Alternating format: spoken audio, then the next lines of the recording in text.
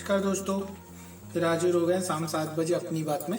और आज बात करेंगे आदतों के बारे में। बड़ी सिमिलर आदतें होती हैं हमारी, और कई बार हमारी आदतें ही हमें दूसरों से अलग कर देती है, और कई बार वो आदतें हमारे लिए जीवन में घातक हो जाती हैं।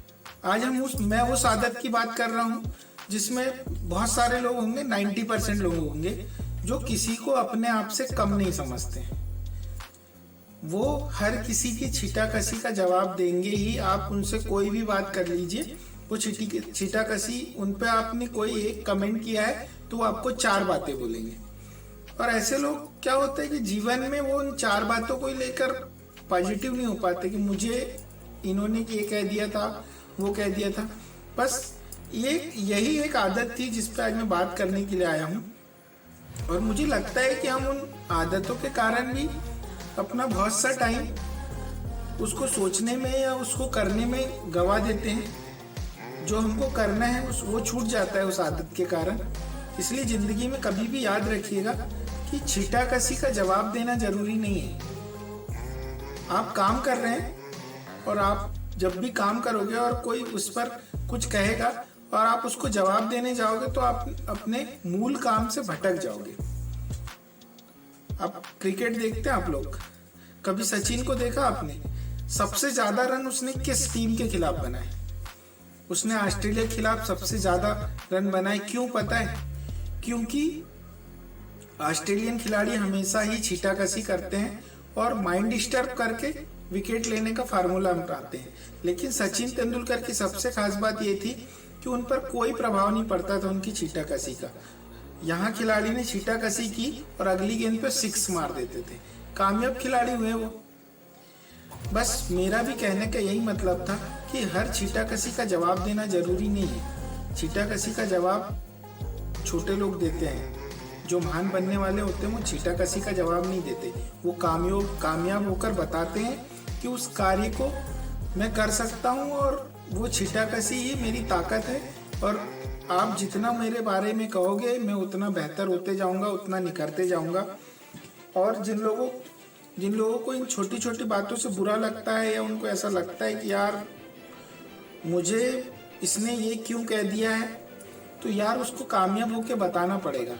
अगर परिस्थितियों को मन के अनुरूप कर लिया या मन को परिस्थितियों के अनुरूप कर लिया तो कोई भी बात बुरी नहीं लगती। और जिन लोगों ने परिस्थितियों को मन के अनुरूप कर लिया या उन्होंने सोचा है कि सब समान वक्त चल रहा है, वो कभी नाकामयाब नहीं हुए, वो हमेशा महान व्यक्तित्व के धनी थे। आप सबने रामायण पढ़ी होगी, और रामायण में राम के चरित्र को आपने कैसे देखा मुझे नहीं पता, लेकिन मैंने देखा कि राम रात को युवराज बनने वाला था और सुबह 14 वर्ष का वनवास होने वाला था। लेकिन राम को ना युवराज बनने की खुशी थी, ना 14 वर्ष के लिए वनवास जाने का गम था। इसीलिए जिंदगी में आप हमेशा एक बात याद रखिए, परिस्थितियां कोई भी हो उसको एंजॉय करिए। ये सोचिए कि ये होना ही था। जब हम ये सोचने लग जाएंगे, जब हम हमारे मन को एकाग्रचित कर लेंगे, तो हम फोकस कर पाएंगे उन कामयाबियों पर, वो मंजिल पर जिसको हम पाना चाहते हैं। और हमेशा ही आप देखिएगा कि जो लोगों का फोकस और दिमाग शांत होता है वो बहुत अच्छा कार्य करते हैं। बस मेरा भी कहने का सिर्फ यही मतलब था कि ये आदतें हम सब में एक कॉमन आदत है कि हमको किसी ने कुछ कहा नहीं और हम उसका तुरंत जवाब देते हैं। यार हम उनका जवाब देने के लिए नहीं बने, हम उसको कामयाब होकर बताएं कि हाँ यार तेरे इतने कहने के बाद भी मैं वही कर रहा हूँ जो मुझे करना था।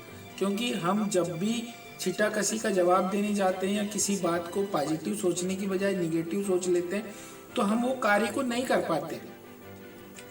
मैंने जो 2 उदाहरण दिए थे आपको, सचिन तेंदुलकर और राम का, उसका सिर्फ मतलब इतना था कि उनने परिस्थितियों को जीत लिया था, इसलिए एक महान बल्लेबाज था। और दूसरे को हम भगवान के रूप में पूजते हैं। 14 वर्षों के बाद भी श्री राम का क्रेज कम इसलिए नहीं हुआ क्योंकि वो जहाँ गए थे वनवास, वहां भी उन्होंने कुछ ऐसा किया कि लोगों को आज भी याद है। हम रामायण के थ्रू उसको पढ़ते हैं और रोज पढ़ते हैं, और भगवान राम कह के हमेशा उनकी पूजा करते हैं। वो आदतों के कारण पूजा करते हैं। हमारी आदतें ऐसी नहीं है कि हम पूजने योग्य हो जाए। हाँ, अगर कुछ करना है, 14 वर्ष वनवास जाने के बाद श्री राम ने रावण को मार के वहां भी सत्य धर्म का प्रचार किया और धर्म को स्थापित किया। तो उस आज सिर्फ राम का नाम लेते हैं, जबकि रामायण में इतने सारे चरित्र है। उन चरित्रों में आप देखिएगा कि श्री राम का नाम सबसे ऊपर क्यों है।